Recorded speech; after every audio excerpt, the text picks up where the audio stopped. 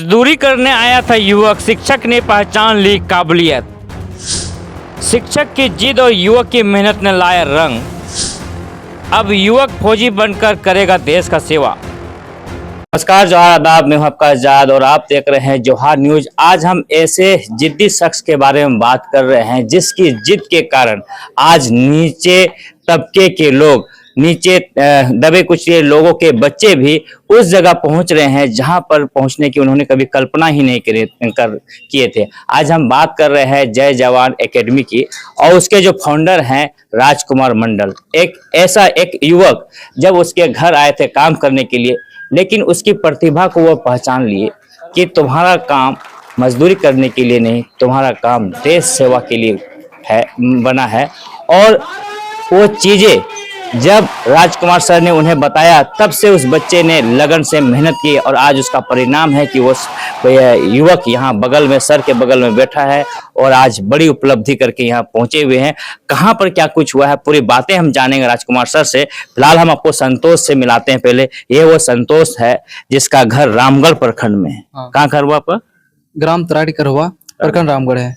तो कितने साल पहले सर से आपसे मुलाकात हुई थी? लगभग साल भर भले। साल भर पहले। तो मजदूरी करने आए थे? हाँ, मजदूरी करने आए थे, तो तभी हमको सर से मुलाकात हुआ। पापा क्या, घर में माँ बाप क्या करते हैं? माँ बाप किसान है। किसान। हाँ आप मजदूरी करने के लिए? हाँ तो सर ने बोला कि तुमको मजदूरी नहीं करना है, पढ़ो, लगन से पढ़ो। हाँ। मतलब मेरा पढ़ाई भी चल रहा था और पढ़ाई के साथ में मजदूरी, मतलब दोस्त मेरा बताया तो वहाँ जाओ, राजकुमार सर के पास कुछ काम है। तो वहाँ आए तो सर उसी टाइम हमको बोला, तुम मजदूर काम के लायक, मतलब मजदूर करने के लायक नहीं, तुम एक फौज के लायक हो, देश का सेवा करना है, फौजी बनना है। हाँ, फौजी बनने के लायक हो। तो उसके बाद से आपने मेहनत कंटिन्यू की? हाँ, उसके बाद हम कंटिन्यू मेहनत किए, सर के अंडर में रहकर। हाँ, सर के अंडर में रह के। कितने घंटे मेहनत करते थे आप लोग? सर कितने बजे उठा के आप लोग को ले जाते थे दौड़ाने के लिए? सर हम लोग को सुबह 6 बजे से, हाँ, 1-2 घंटा लगभग कराते थे। उसके बाद फिर यहाँ पर पढ़ाना? हाँ, इसके बाद में फिर पढ़ाई करते थे यहाँ पे। ट्रेनिंग आपकी हो गई? हाँ, कहाँ ट्रेनिंग हुई? हमारी ट्रेनिंग हुआ महाराष्ट्र, नासिक में हुआ, आर्टिलरी सेंटर नासिक। किस पोस्ट पे हुआ है अभी? हाँ, सिपाही में। चलिए, राजकुमार सर हैं, उनसे बात करते हैं। कब आपने देखा इस बच्चे को और इसके जो अंदर की जो प्रतिभा है वो पहचान लिया? मैं इंडियन नेवी से रिटायर होने के बाद यहाँ यही घर बना रहा था, तो अचानक मुझे 2 मजदूर की जरूरत पड़ी। तो एक आदमी से मेरा जान पहचान, उसका नाम है एंथोनी मुर्मू। मैंने उसको फोन किया कि उस समय एक्चुअली 9 साढ़े 9 बज चुका था। तो मैंने उसको बोला कि मुझे 2 मजदूर की सख्त जरूरत है, भेजो कहीं से भी। तो उसने 2 बालकों को भेजा, उनमें से एक भी ये भी था। तो ये आके जब मेरे से मिला तो इसका कद काट को देख मैंने पूछा कि तुम कहाँ तक पढ़ाई की हो? इसने कहा कि मैं 10th पास कर चुका हूँ, 12th भी लगभग हो चुका है।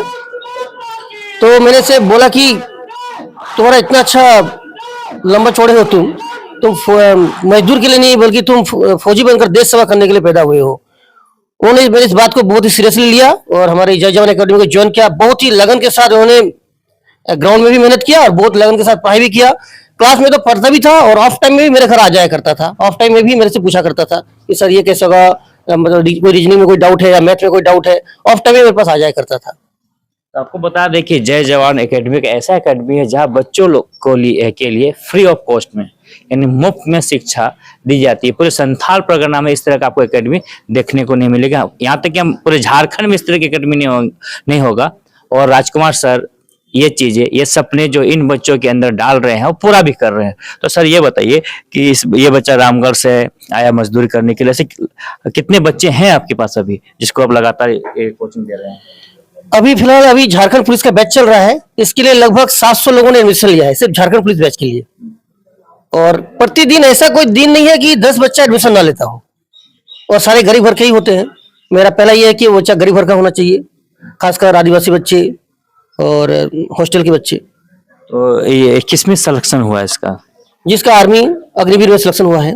जी, आप फ्री ऑफ कॉस्ट में पढ़ा रहे हैं। जब आपका बच्चा सिलेक्ट हो जाता है तो कैसा फील होता है अंदर से? जी, मैं रिटायर होने के बाद तो नौकरी लेना मेरे लिए बुरा आसन कम था, क्योंकि मैं एक्स सर्विसमैन कोटे से भी आता हूँ और कई बार मेरा हो भी गया था, कंप्लीट हो भी गया था, मैं ज्वाइन नहीं किया।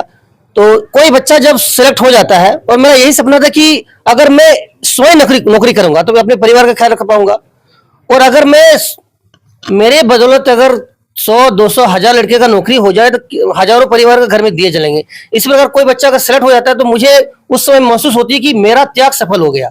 अच्छा, एक और सवाल है मेरा सर, जो आप बहुत मेहनत कर रहे हैं सुबह से लेके शाम तक, लगातार बच्चों को रीजनिंग भी पढ़ा रहे हैं, मैथ्स भी पढ़ा रहे हैं, फील्ड में भी जो फिजिकल चीज़ें करवा रहे हैं, लेकिन कहीं ना कहीं एक दो चीज़ रोड़ा पड़ती होता होगा, जिस तरह की आर्थिक स्थितियां हैं और संसाधनों की जो कमी है, सपोर्ट कहीं से मिल पा रहा है?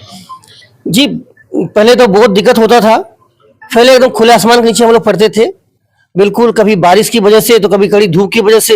एकदम कड़ी धूप में लोग मतलब सर के ऊपर गमछा रखे और लड़कियां सर के ऊपर दुपट्टा रखे धूप में पढ़ते थे।